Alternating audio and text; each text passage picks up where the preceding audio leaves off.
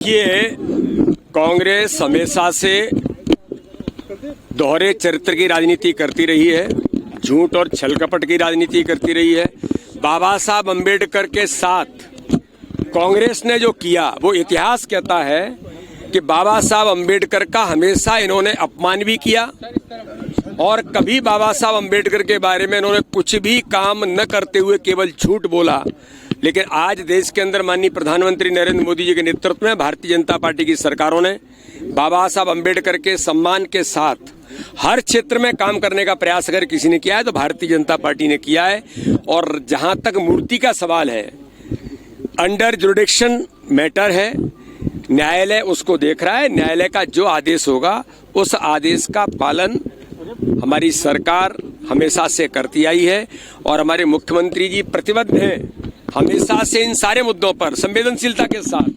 लेकिन कांग्रेस ये जो यात्रा निकल रही है, इन्हें माफी मांगनी चाहिए बाबा साहब अंबेडकर से और जाकर के माफी मांगे और उपवास करें कि हमने जो किया था वो गलत था। आप लोग भी संविधान हत्या दिवस मना रहे हैं 25 तारीख। संविधान तो देश के अंदर हत्या किसने की?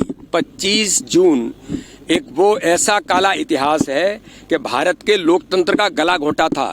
कौन ने घोंटा था? इंदिरा गांधी, कांग्रेस की प्रधानमंत्री, अपने निहित स्वार्थ के लिए। ये कांग्रेस का इतिहास है। इन्हें देश से माफी मांगने मात्र बात नहीं है, इन्हें तो देश कभी माफ करेगा ही नहीं जो आज हालात बने हैं। इसलिए लोकतंत्र की हत्या करने का काम कांग्रेस ने किया था। भारतीय जनता पार्टी पूरे देश के अंदर काले दिवस के साथ लोकतंत्र की हत्या जो की, उस दिवस पर हम पूरे देश के अंदर कार्यक्रम कर रहे हैं। डॉक्टर मुखर्जी जी के बलिदान दिवस के अवसर पर हमारे यशस्वी प्रदेश अध्यक्ष जी श्रीमान विष्णु शर्मा जी ने सारी बातें रखी है और हम सब ये भी भूले नहीं। डॉक्टर अंबेडकर जी ने धारा 370 का विरोध किया था, लेकिन उसके बाद भी संविधान की एक अनुच्छेद बना करके कांग्रेस ने दबाव से डलवाया था।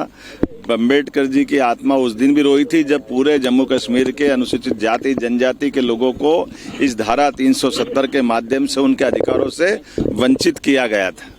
अंबेडकर जी के जीते जी उनको कोई निर्वाचन का, किसी लोकसभा का चुनाव कांग्रेस ने जीतने नहीं दिया।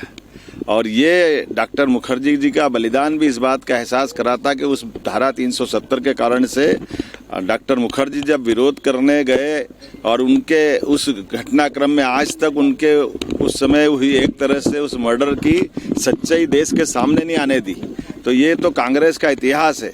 इनके सामने देश के ऐसे मुद्दों को लेकर के, संविधान में जिस बात को लेकर के अंबेडकर जी ने इशारा किया था, उसी संविधान की आपातकाल 2 दिन बाद हम पूरा देश और दुनिया मनाएगी, उस बात का एहसास कराएगी कि आपातकाल का काला कलंक अगर लगाने का काम भी कांग्रेस ने किया है। तो ये 3 दिन केवल इस अपनी जो कालिख को धुवाने के लिए मध्य प्रदेश के अंदर अपने बिखरते जनाधार के आधार पर जो कांग्रेस अपना आधार खो रही है, वो अंबेडकर जी का नाम लेकर के, संविधान का नाम लेकर अपने पुराने पाप को छिपाने का प्रयास कर रही है। हमने कहा है कि हाँ, ग्वालियर हाईकोर्ट के अंदर माननीय चीफ जस्टिस जी ने कमेटी बना दी है। वो कमेटी जो निर्णय करेगी सरकार उनके साथ है। हमने पहले दिन से कहा, हमारी पार्टी ने कहा है, अंबेडकर जी के लिए तो हम जो कर सकते थे। अब कांग्रेस अगर यहाँ ग्वालियर की बात करती तो कांग्रेस बताए कि महू के अंदर वो जन्म स्थान था अंबेडकर जी का और 55 साल कांग्रेस की सरकार रही। उनके जन्म स्थान पर इनने क्या करके बताया?